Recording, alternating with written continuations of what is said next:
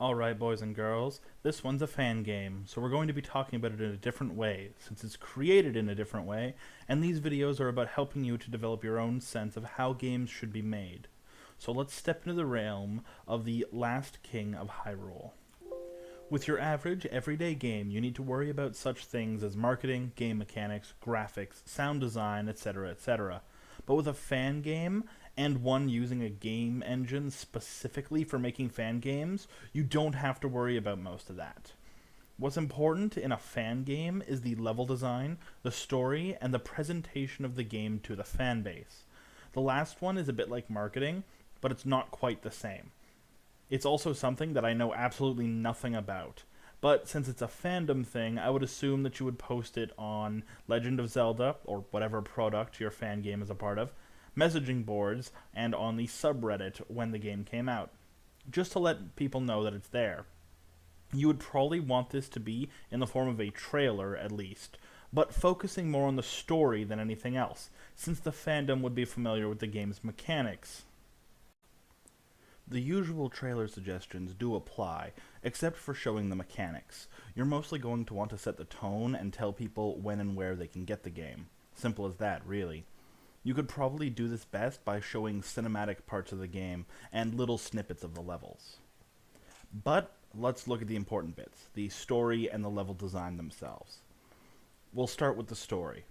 I've only seen the first part, so I can't comment on how the story progresses or ends, but I can tell you about the start of the game and the game hook. It's pretty simple. Zelda was attacked by Ganon, and then Ganon showed up and killed the king. The king broke the Triforce of Courage into pieces and scattered them, and you have to collect them, defeat Ganon, and save the day. Cliché as all hell, but I suppose that the fans are here more for the levels than the story. It's like, if you liked the side-scrolling Zeldas, then here's some more of it for you to play. To be honest, the story could have been better done, though. Some environmental storytelling, such as coming across a village that's being attacked, or seeing enemies congregating, or even having certain enemies fight each other, would have been interesting. Beyond that, the dialogue was kind of corny and exposition heavy, but that's more of a writing thing, which isn't the purpose of this review. I might do a video on game dialogue later, though.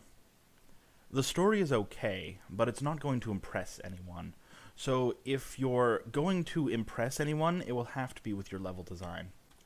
There are two parts to the level design of this game, the overworld and the actual levels. I'll go over the overworld first, since it's sparser and there isn't much to say.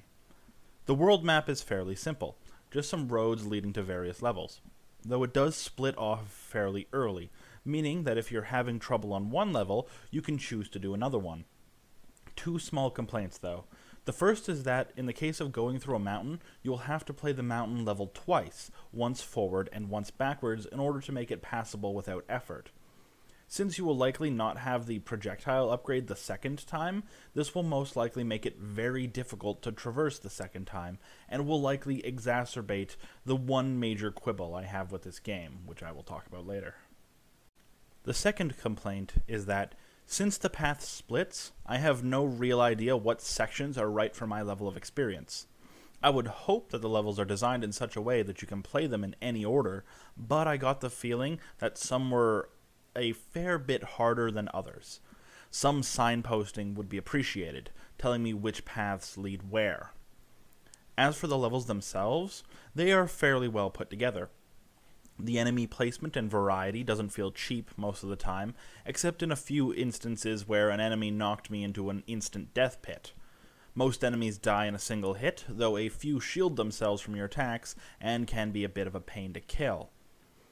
Really, there are only two major downsides: the precision platforming and the fact that you have to respawn with only one heart, meaning that if you get hit once after respawning, and before you get another heart, you're going to die. This leads to situations where you're in a position where you need to do some platforming or are in the middle of a level and continue to die over and over again, because if you miss a platform or if you're hit by anything, you die instantly, which led to some major frustration during my playthrough. Now, most of the time, this is mitigated by the fact that there are often fairies that replenish hearts near the beginning of levels or in the middle where there are save points. But, for example, there are none in the first boss arena, meaning you have 3 hits to finish him off, and that can be quite difficult. At least that's what I found. So, what would help mitigate this frustration even further? Well, the precision platforming by itself is okay. The instant death pits are a given. However, the controls are slippery, meaning that the character doesn't stop dead when you let go of the button. Changing that, or making the ledges just a tiny bit bigger to compensate, would work well to make the death pits feel less cheap and a little bit easier. Not a lot easier, because it's still a precision platforming section.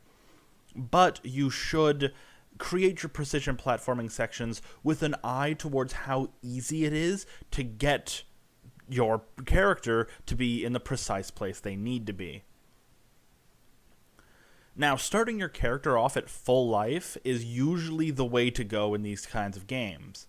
Now, since this game is based off a Mario fan game engine, it means that your character probably starts with 1 hit to die, and that's okay for Mario games because you can just jump on enemies to kill them, meaning you're practically invulnerable while in the air. But in Zelda, this is not the case. You are always vulnerable, even when swinging your sword, so you can be expected to get hit a bit more often. It would also help if you could take more than 3 hits in total. It might be the case that you get more hearts as the game goes on, but even if it's just the case that you can replenish a heart or 2 during a battle, like for example the boss battles, that would be appreciated, just for a little more wiggle room.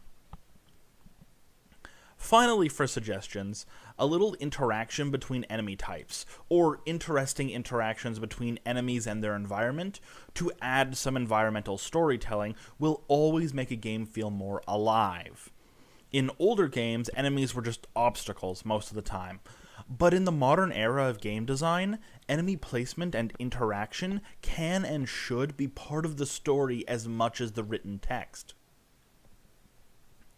The Last King of Hyrule does everything in an acceptable manner, but it excels nowhere.